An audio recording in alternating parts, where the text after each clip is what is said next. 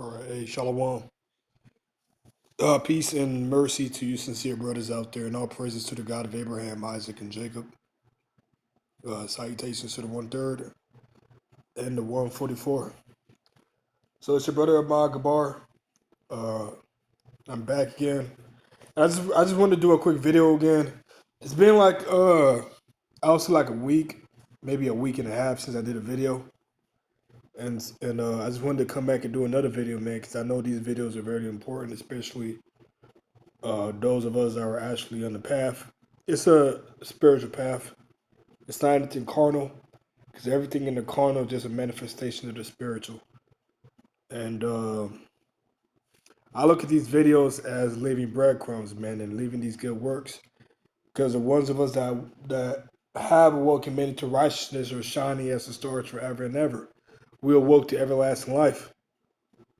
We can't be defeated because we believe in that blood, the blood of the Lamb, man, the blood of Christ, the blood of Christ, man, the blood of Hamashiach, the blood of Yahuwah, the blood of the Lamb, the blood of the King of Kings and the Lord of Lords. All right, that's what cleanses us from all this crap that's taken place ever since Adam fell. The second Adam is the best Adam. Uh, but I wanted to read this chapter real quick. Let me get it real quick. In Luke chapter 6, because pretty much, at this point, like earlier today, where I was reading about the Book of Enoch, and all it did was give me deja vu. All it did was give me memories of when I used to read it a few months back, and I actually was learning about these fallen angels, and I was learning about these watchers, and I was learning about these sirens, and just these different spirits that were all around, which I didn't know about that story about Zazel and Samjaza and that oath that they took. You see what I'm saying? Which is going to be a judgment for that. So there's gonna be a lot of judgment in these last days, because the day of the Lord is not sweet, but it's bitter, man. It's darkness, it's not light. It's gonna be sweet for the elect, because everything we've been going through is gonna eventually turn into good, because there's light at the end of the tunnel. You see, we're gonna see that salvation, man. And that's what I believe. I believe there's going to be a salvation for the elect. Because it says in Esdras, the man that came out of the sea, many came unto him, and many were glad, some were sorry, and some were bound.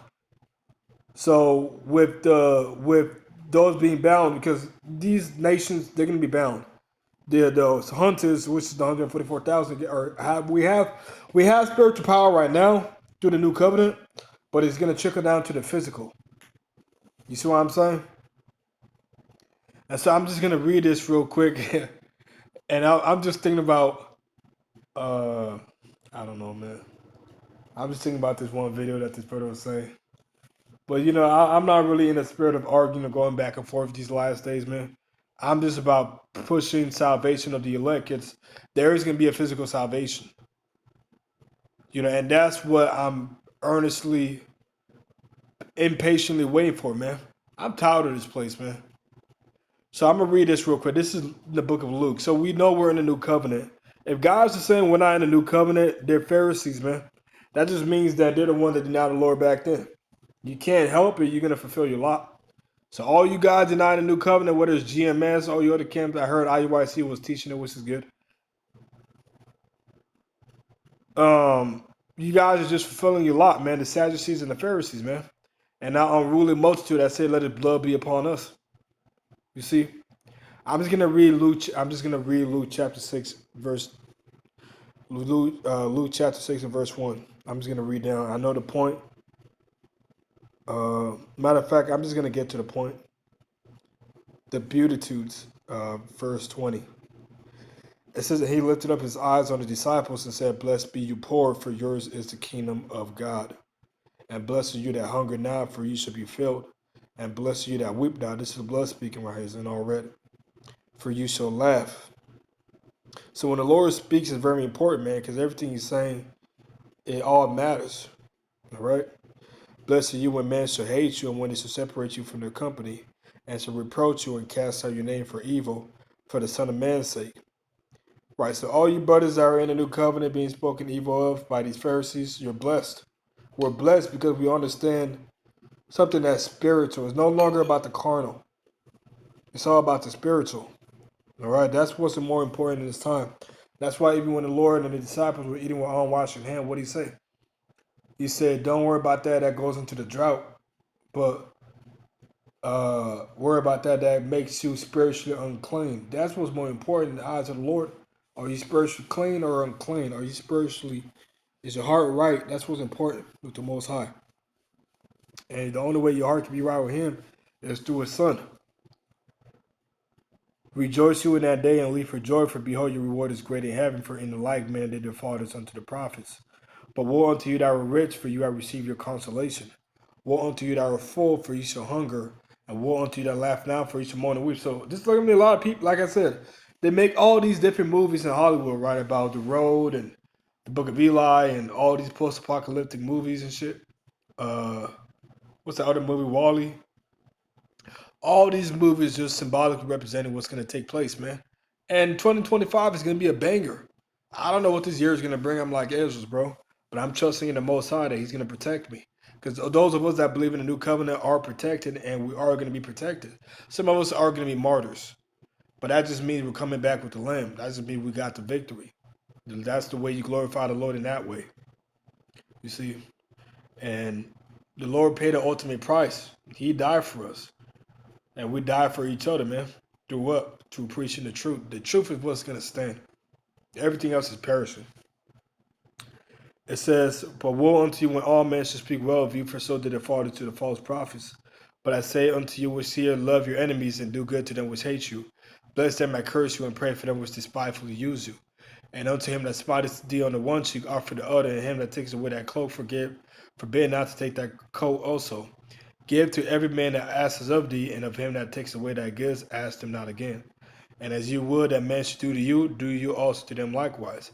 For if you love them which love you, what thank have you? For sinners also love those that love them.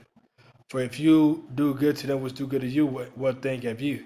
For sinners also do even the same. And if you lend to them of whom you hope to receive, what thank have you? For sinners also lend to sinners to receive as much again. But love your enemies, and do good, and lend, hoping for nothing again. And your reward should be great, and you should be the children of the highest. For He is kind unto the unthankful and to the evil.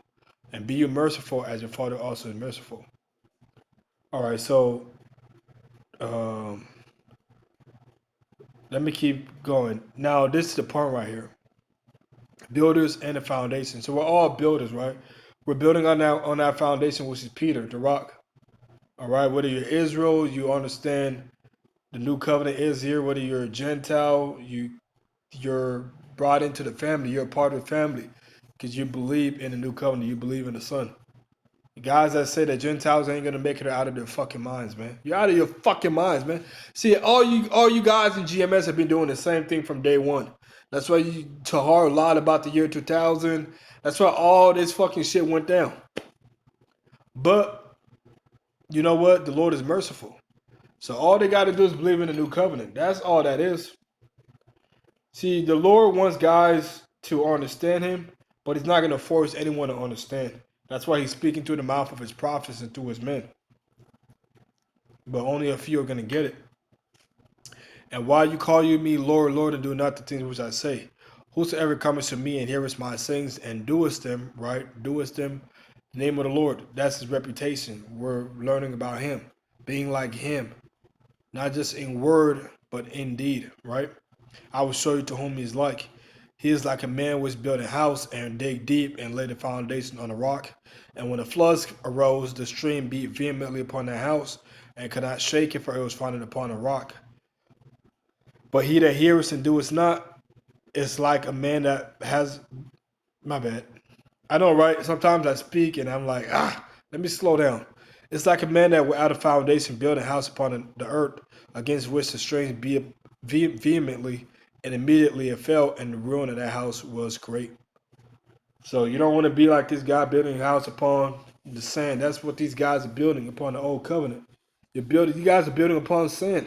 And I ain't gonna deliver you guys, man. That's why Jacob's trouble is gonna be so bad, because The majority of our people that didn't believe are going to be caught up. They're not going to have any protection. You can talk about the wars and all this stuff happening in the physical, but if you don't accept the spiritual, which is a new covenant, then you don't got no protection, man. You like the Egyptians, they didn't have the blood on their house, except this time we had the blood in us. We don't have the blood on us, man. We want to have the blood in you and accept him. And with that, shalom. I'm out.